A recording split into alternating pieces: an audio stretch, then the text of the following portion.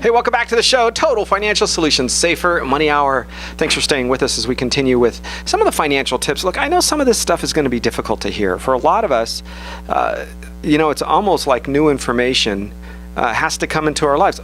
For many of you, think of it this way. You have changed your ideas, your attitude, even your opinion of things in your life, haven't you? Now you might say, well, I don't know, Arif. Follow me with one. Well, I guess it's two words. Santa Claus. Right? In your life, you once, and cover your children's ears, please. You once thought Santa Claus was one thing, and let's think of something else. Remember, Tooth Fairy. Those two words means you changed your mind at one time, and isn't inflation a little bit crazy? Yeah. Remember, I remember it was a nickel. Then it was a quarter. Mm-hmm. I remember getting a quarter because my sister got a quarter. I thought that wasn't cool, so then I got a quarter. Yeah. Today, if you don't give them, I don't know, $1 or $5, what is it now? Thankfully, my kids are older, but... Like to make a kid's eyes pop, it's got to be a 20. Well, I had a friend that just put a Visa card underneath. Oh. It's just what you do. You just say, hey, charge it when you're done, bring it back. And Tooth Fairy, don't worry, they pay the bills in Tooth Fairy land. So you've changed your attitude when it comes to money, when it comes to things, when it even comes to deeply held principles that you thought were of a particular way. Why did you change? Why did you think the poor mindseted person your whole life, because your mom was this way, your dad was this way, your cousins were your siblings, and your life becomes built around the attitudes of something where later on you move out, you live a life, you maybe have some personal experiences, some successes and failures, and you go, whoa, wait a second. You mean to tell me that you're not supposed to always have a cookie after dinner?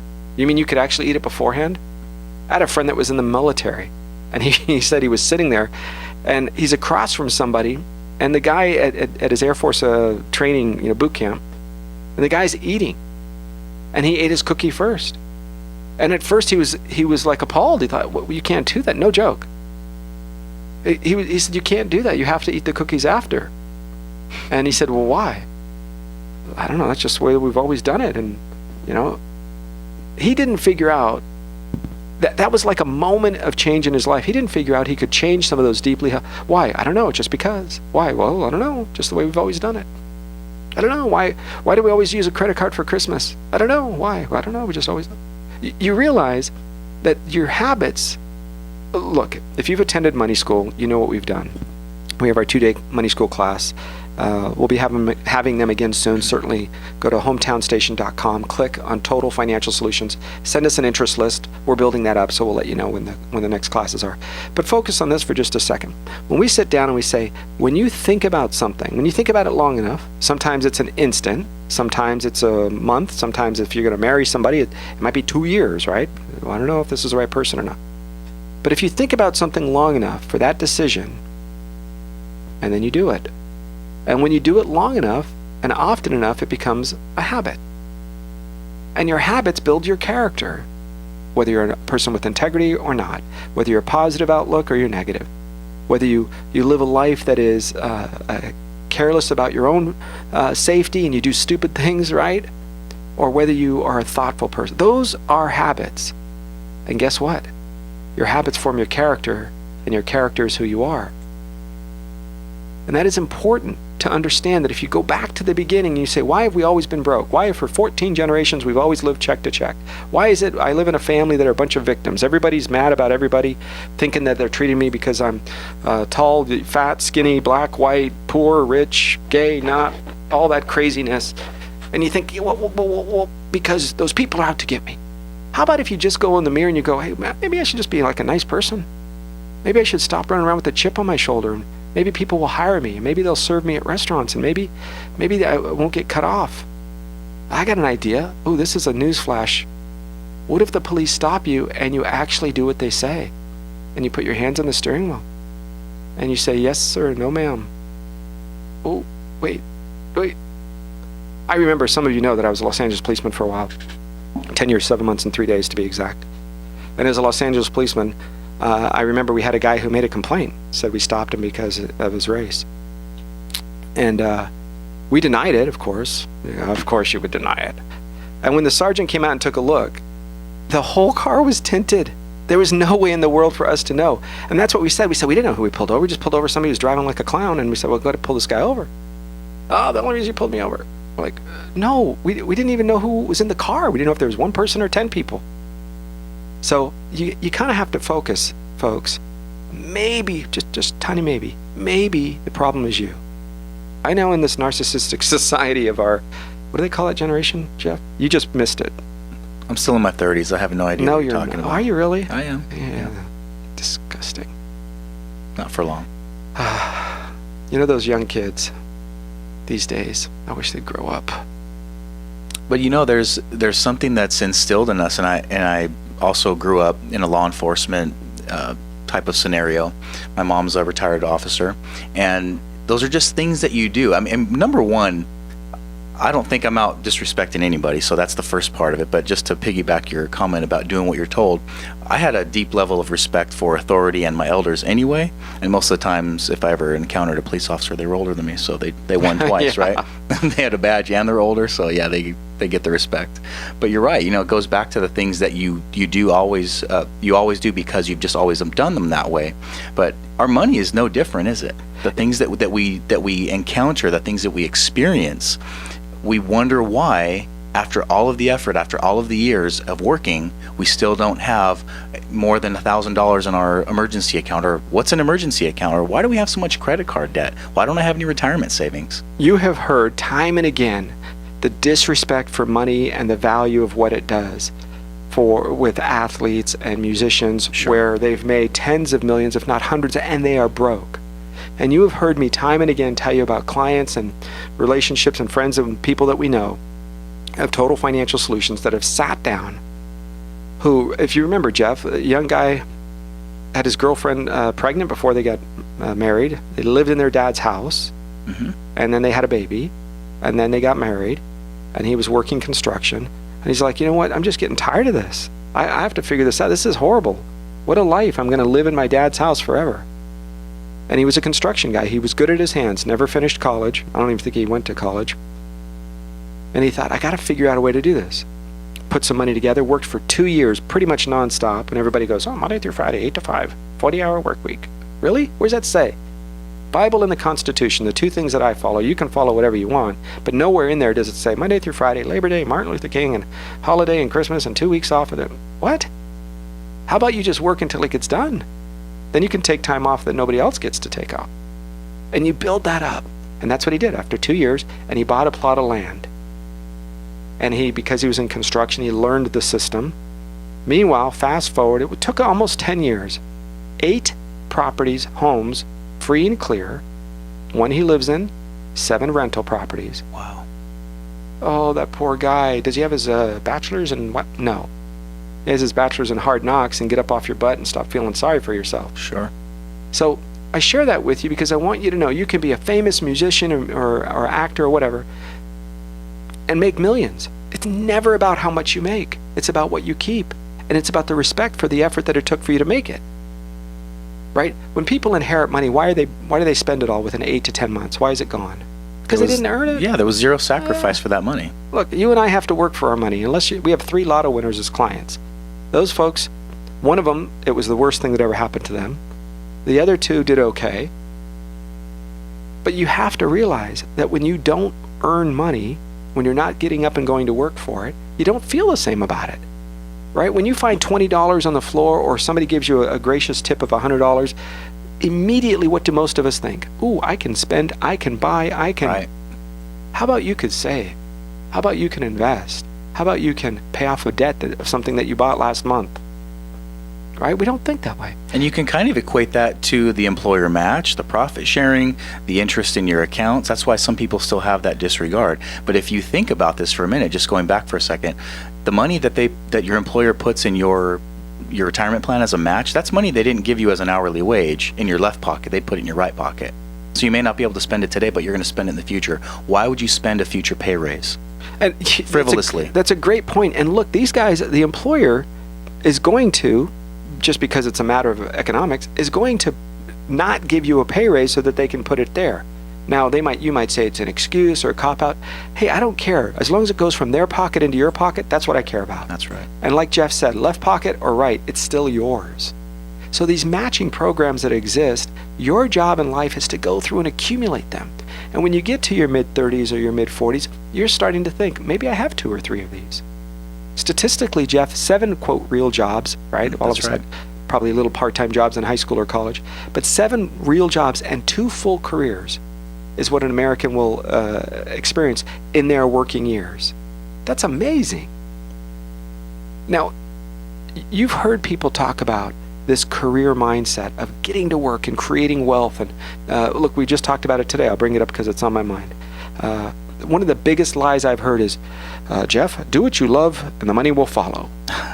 Oh, Arif, that is so anti-philosophical. And the guy who lives in Albuquerque in the mountains with the colorful red rock in Sedona, and the guy who lives in Santa Barbara on the hill. You're one of those people? Great. You can get to do both. But most of you will never be good at something that you love. I think they should change the adage to, if you can monetize something you love, you'll never work a day in your life. Perfect. Great. Thank you so much. Can I coin that? You can coin it on a bumper sticker, and meanwhile I still have to buy lunch. So I got an idea. Those are wonderful things, and that would be amazing if you're that person. But for most of you, you're good at something that you're probably, after a while, you're like, I mean, ask A-Rod, ask Kobe. These are high-level athletes. And do you love playing baseball like you did when you were a kid on the schoolyard or with your buddies at the park? No. How about basketball? No. It's okay, but they are good at it, and someone is paying them a heck of a lot of money for it. So when you are good at something, you take the money you make, you live below your means, you save it, and then after a while you can have 4 or 5 sources of income in retirement, whether it's 45 or 55 or 65, I don't care. And now you do what you love. How many amazing painters, Marty Bell is an amazing artist. She's passed away. We have quite a few of her pieces because I just loved it. She was a precursor to Thomas Kinkade. Some of you know the Thomas Kinkade artwork. And some would say that he was learned a lot from her and took a lot of her ideas and expanded. So in my opinion, she's one of the beginnings of today's artist of that era. Well, why that matters is because she didn't really start painting until she was in her mid-30s. Start painting till she was in her mid-30s. Wow. She had a normal job. I think she worked for a school district, if I'm not mistaken. And then she became this world-renowned artist and passed away, I think, way too early, of course, might have been her late 60s or so, from cancer. But amazing artist. So do what you love. Great. But meanwhile, you have to pay the bills. And so by building in that network, you can say, I'm 35 to 45. I'm going to buckle down. I'm going to work my fanny off. I'm going to save. I'm going to build. I'm going to create wealth so that me and my kids and my family can, whatever. Wonderful. And you send a little bit off to the side, whether it's the hobby, whether it's the thing you love to do. Listen to people talk about when their eyes light up, when they get excited about things. Great. Until you figure out how to monetize it. And Jeff, you made a point. A lot of that stuff can be done today over the web way easier than we ever thought possible. That's right. And, they don't use the term too much anymore. People don't, is moonlighting. It's just basically you have your 9 to 5, if you want to call it that, or your primary job where you earn the wages that take care of your financial life. That's how you live. But if you have some time, which Lord knows we all do, you can say, I didn't have time. I've retrained myself to say I didn't make the time, because if it was important, I would have found a way to be there. If you take that time and you turn that into something that you love or a hobby, and now you try to monetize that becomes a second business if you can. That becomes money that you can have for a vacation or something that you couldn't otherwise afford with your primary earning potential. Some people are going to school, some people are trying to find a way to get a raise at their current job. Start a second job, start a hobby, learn how to take your free time or your spare time, monetize that hobby. There are so many people doing that over the web. Whether it's paintings, commissioned paintings, non-commissioned paintings, they're finding things at garage sales, refinishing old furniture and turning. Sometimes that hobby, you may not realize that it's a passion that you have because you're good at it, but it kind of turns into that, and then it turns into money. How wonderful is that? And that's kind of the reprieve from your 9 to 5, quote unquote. 10 years ago, we started, more than 10 years ago, we started a scholarship fund for young people. Couldn't care less about your grades because it's often quite subjective. I care about your character. Now look, you have to get a C average for our scholarship, simply because if not, you're just playing around and just go do something else. So you get a C average. You have a character that is proper, and I won't get into the guidelines, but they're character guidelines. You build that character guideline, and we gave a scholarship fund. And one of the reasons we did is because this young man used to tie flies and for trout fishing. And he started it. Then he started a little online store. And then that online store, he started making money. He used that money to buy flying lessons. So he started flying. Today, he's an F-15 fighter pilot. I can't tell you where he's stationed, but he's an F-15 fighter pilot. Wow. Yeah. Incredible. Yeah. All from a time when we met him in the 10th grade, and then we started a relationship, giving him money and funding a 4-year scholarship when he graduated high school, went into college, went into the military academy, became a fighter pilot, and today, and he's been flying now for at least 5 years now as a full-time fighter pilot. That's what he does. Now, is that something you love and you get paid? Oh, heck yeah. But did he like it when he was flying, making flies and doing that little trout fishing thing? I don't know. But I know that people loved him and they raved about him, and he sold them for more than he made it for, and that gave him his flying lessons. And I think people in their mid-30s, late 30s, early 40s, we still have that tenacity. We in our late 30s, we still have that ability to say, look, my day is not done at 4 o'clock or 5 o'clock when I clocked out of my primary job.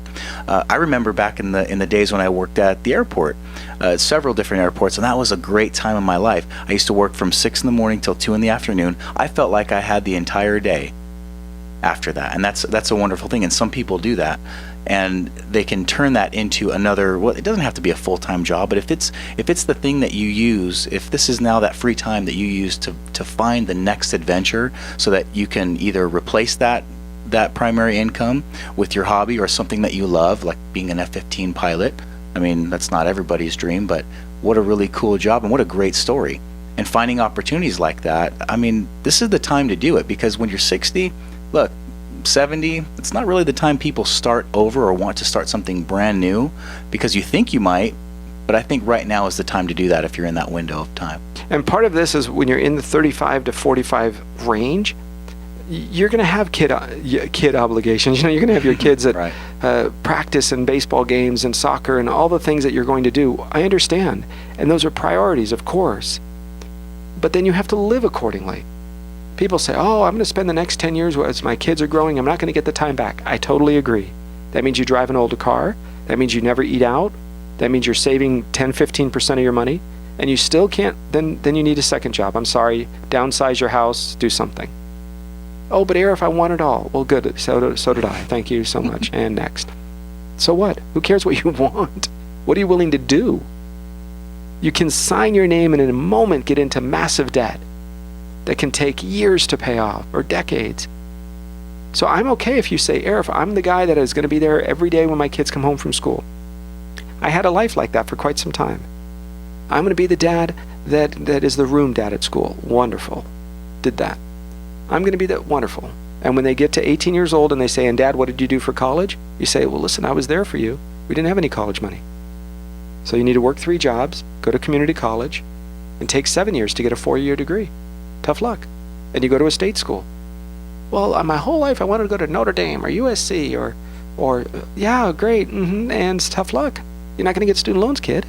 Get your head out of your financial checkbook here and think.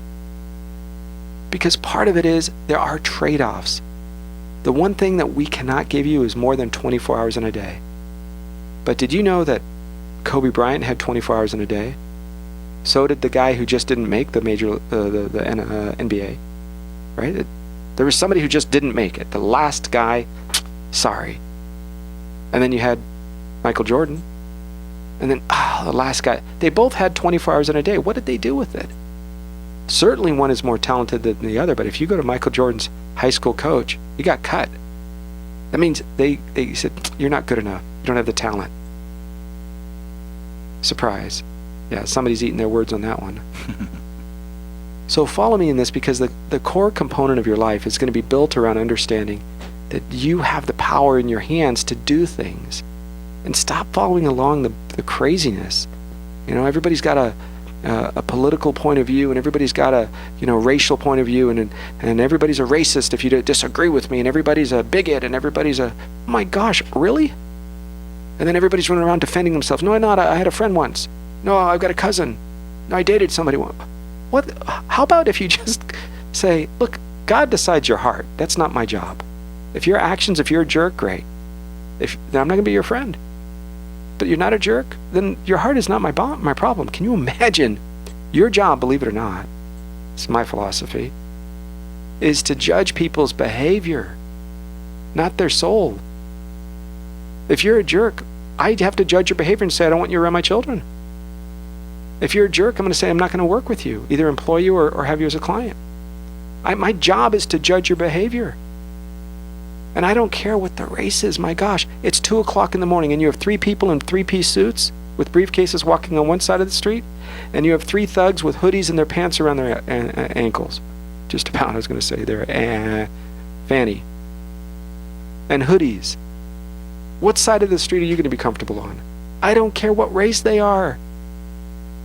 You are responsible for your behavior. If you are a racist at heart, you will be judged, my friend. Not my fault. Your money has a job to do. Its job is to grow and to serve you, not for you to be a slave to your job. It just isn't. Right? Oh, I made some mistakes. Join the line forms behind me. That's right. So you live that life and you build it and you create and you manage and you become something that's way different than you ever thought possible. And you know what? Sometimes, Jeff, we have to say to our friends and family that we thought were our friends, and certainly they still are our family, we just don't get to hang out with you as much. I had to do that. That's right. Everybody wanted to make fun of you until the day you're successful, and then they go, I knew you could do it the whole time. Oh, yeah, of course. Yeah, I knew that. Yeah, you always said, don't you be thinking about you're being so big for your britches, and you're not that smart, and what are you thinking? And that's not what our people do, and you don't understand, and they're going to get you, and they're against you, and you're never going to make it. Oh, okay. And then you do, and you go, ah. And that's a tough place to be, because those people are the people we grow up with. They influence us. And if that circle of influence is negative and not helping you propel your life, and whether it's spiritually, emotionally, financially, sad to say, you gotta cut ties in some respects. I mean, you don't have to cut cold turkey, but goodness, don't listen to the rhetoric, because it's coming from their bent of, oh, well, I knew somebody that had a rental property once and it didn't work out. Oh, I had an IRA once and I lost money. So that means all rentals are bad, all IRAs lose money? No, it's not. Yeah, you're exactly right. That's hard for some people to get over, though. So many people forget that you can control who you spend your time with. You know, when I was a background investigator with LAPD, we hired people who had dads in jail for murder, who had brothers that were hardcore gang members. Why? Because nobody decided this person didn't decide who his family was. Sure. We said, oh, great, how often do you spend time with your dad? Oh, but dad is not dad. If dad's a bad guy, he's a bad guy. He made choices. If your brother is a hardcore gang member and you say, oh, we hang out every weekend, sir, I have a problem with your judgment. You say, hey, listen, we see each other 3 times a year at family events and it's very brief. He knows that I want to be a police officer, and I know that he's a bad guy and he made bad choices and he can do what he wants. Right? We cared about who you spent your time with. That is everything. Who you call friend. You know what I used to do? Let me tell you. We would interview 100 contacts before I ever even interviewed you. That's why Hillary Clinton was the last person to be interviewed. The FBI knew everything before they interviewed her. There's a reason they didn't put her under oath. You have to ask yourself, why is everybody else put under oath? And why is everybody else recorded their interviews and not her? You see, when I did a background, I knew everything about the person before I ever even talked to them. My job was to see if they were truthful or not. 100, I talked to your neighbor upstairs, downstairs, your coworker, your subordinates, your supervisor, every job you ever worked, your teachers, depending on how long you're out of school. I always went back to high school, sometimes even sooner. All of your organizations you were part of, everything. It was about 100. Why? Because who you decide as friend and where you spend your time dictates your wealth, your health, your happiness, and your success. Not money. Money makes life a lot easier, no joke. It does. But if you don't understand it, you don't appreciate it, it becomes a tiger that you can't handle by its tail, and you become this crazy, out of control person, whether you're spending money you don't have, or whether you're broke and you, right, or whether you're very wealthy and you count pennies and you get angry about $20 and you go, wait a second, man, maybe I'm helping somebody else out here for a minute. You have to put it in perspective. We'll be back in just a minute. Give you a chance to take a break, and us too. Total Financial Solutions, Safer Money Hour. Stay with us. I'm Arif Halaby. That's Jeff Gerard on AM 1220 KHTS. Hey, welcome back to the show. Total Financial Solutions, Safer Money Hour. I'm Arif Halaby. We're talking about your family's finances, of course, getting out of debt, managing money. It all is about the mindset. It's about managing. Look, any financial professional with a calculator can tell you 1 + 1 is 2. Today, everything is automated. I think the focus and the purpose is there a way for you to safely grow your wealth without going backwards, without putting your money at risk, and by all means, without paying a fee? I think there is. Total Financial Solutions, that's our purpose, that's our focus, is to keep your money safe. You're not going to get home runs. We're going to get reasonable returns, somewhere between 3 to 6% is our average. Sometimes more, sometimes less, but it seems to be right in that area. And then as we grow, we just never go backwards. Every time you make money, it's new money coming into your account. Not old money that you lost last year and they're giving it back to you, and then they charged you a fee for coming and going, and you're like, wait a second, did I make money or where am I? Not even the IRS does that. My goodness. Oh my gosh, don't say that bad word on the air. Oh. I don't know if you can say that word on the air. Can you? Yeah, I did. You might be able just to. did. IRS. They didn't shut me down. They're not bad people. No. Ish. No, not at all. No. The organization's got a purpose, and the purpose is really simple. To make sure you and everybody else pays their taxes, not to manage where it's spent. So, never a fun conversation. No. All right, let's get to one or two more financial tips, Jeff, before we finish this hour of the program. Give me something that, okay, I'm in my 30s, 40s. What can I do to start moving forward? Well, I want to encourage this time to be a time that you look at an emergency account.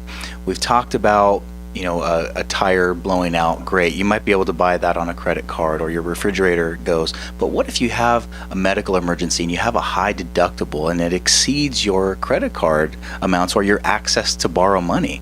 So one of the things people do is they'll say, okay, if I can't get it on credit, they'll go tap their 401k. Well, that's not always a smart move. Now look, if it means that you're going to be, banged up in a hospital or borrow from your 401k and they can fix you up, okay, I get that. But what if you stop treating your retirement account like a put and take, and you had 3, 6, 12 months of an emergency account? And that doesn't mean fine dining and restaurants and going out to the movies and camping every weekend. This means, what does it cost for food, shelter, clothing? And in most cases, you're not buying clothes every month. So just basically, how do I pay my mortgage or rent? How do I feed myself and my family? How do I put gas in my car, make sure my insurance premiums are paid so that I don't get in trouble and I can get back and forth to work, or look for a job in the event of job loss? Your job, when you don't have a job, is to find a job. It's not to sit at your computer for 8 hours and send out resumes. That's one of the biggest mistakes I see people doing. I knew a young person recently who was looking for a job. What did she do? She went out every single day. Sometimes she put in, applications at 3 or 4 places in a day, sometimes 2. But she went out and she spoke to the owners. She spoke to the small business owners. She saw them. She let them see her. And when you do that, you don't show up in torn jeans and a t-shirt unless you're working at a place that's what their attire is. My dad always taught me, you show up one level higher. So if you're going to become a mechanic, you don't show up in a suit and tie, but you show up in a nice pair of slacks and an open collared, maybe a short sleeve shirt. If you're going to a place where they wear, dress clothes, then you show up in a suit and tie. So one level higher, so that they can look at you and see you and imagine you being there. And that's important so that you respect the job. Oh, Arif, every time I do, they say, go fill it out online. That's right. And you do. And then you come back and you say, hey, I filled it out online. We'll get back to you. The way it works is we send out emails for the interviews. Great, thank you. Who would the email be with? Oh, it would be with Mrs. Jones. Great. You get a card and you see that it's, their first initial, last name, and the name of the company. Well, guess what? If it's Mrs., Terry Jones, you now know how to send her an email. That's right. Oh my gosh, how hard was that? Watch a crime show, you could figure this out. When you're watching NCIS, you could figure this out. These things I wasn't are not applying that to be an difficult. investigator, Arif. Come on. I mean, that's... You have to be more than a blob sitting there saying, but if, my mom and dad said I'm the best in the world, and so because they said it, it must be true. No. Right now, you're just a consumer. You take. When you go to a job, you don't even know where the bathroom is, and you want them to pay you. We had a young man that we were looking at hiring once, and he graduated with his bachelor's degree in business, and he said, Arif, I'm going to let you hire me, basically, for $70,000 a year. And I said, wow. So what do you know about our industry? He goes, nothing. I'm okay with being trained. I said, how long do you think it'll take you to be trained?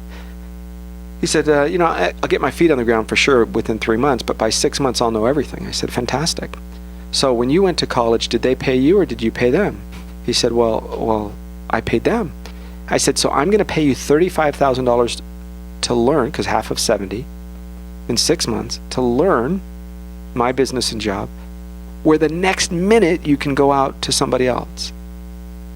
Well, yeah. I said, right now you're a nice person, of course, but you're not worth that to me. I don't have an extra, $35,000, just, that didn't work out, let's try it again. Small business owners don't. You have to come above and beyond prepared. You have to know the history of the company or the industry. You have to understand the product.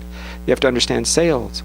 If you're going for a sales job, one of the first questions of a sales professional manager will be, who's your favorite author? Give me the last 2 or 3 sales books you've read. When we looked at hiring somebody, I said, what is the last? I've been in sales for 22 years. Fantastic. Who's your favorite sales author? Or what sales book? Give me one that you've read, let alone the last one. I've never. Okay, have you gone to like a sales presentation, like a seminar, to learn how to be a good salesperson? No. Well, maybe there's a reason that your income is tapped out. So there's reasons behind. You have to prepare. It is no longer I show up and you're lucky to have me for the next 32 years. It's now you have to go in and you got to fight for that job. And if you're 35 or 40 years old and you got to start over, and you were used to making $120,000, and now you might have to start over at 40 or 50 or 60, then you go in there and you fight and you learn your job, your boss's job, and you learn the product and you get creative and you think. Yes, does it stink? Yeah, it does. Yeah, stinks. It stinks more to be broke. It stinks more to be homeless. It stinks more to watch my kids, want to eat dinner and you just give them noodles. Kind of been there, done that. It stinks to watch your mom feed everybody else at the dinner table and not eat. That kind of stinks.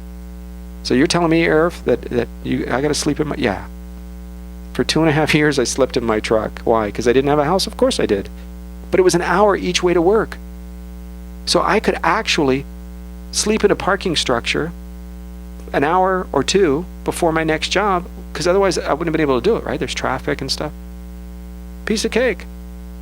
Oh, but you're so lucky. Oh, no. It's called sleeping in your car and knowing, I can tell you actually, some of the best gas stations that had the cleanest bathrooms where you could go in and get cleaned up for your next job all throughout the San Fernando Valley, folks. I knew them. I had little secret places, man.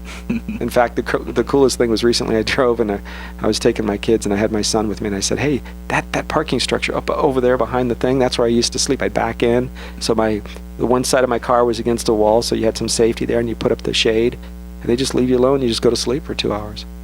And I used to set my stopwatch, or my little watch, the little calculator watch, I would set it for 120 minutes because it seemed like a lot more than if you put 2 hours. Folks, it's not easy, but it's a lot of fun. You treat life as if it's exciting and it's an adventure, and you just don't give up. Because financially, if you don't protect your wealth, your assets, nobody else will. Nobody cares about it, your money, like you do. So remember to start saving with your retirement account and build it for your family's future. I'm Arif Halaby, that's Jeff Gerard on Total Financial Solutions Save for Money Hour on AM 1220 KHTS.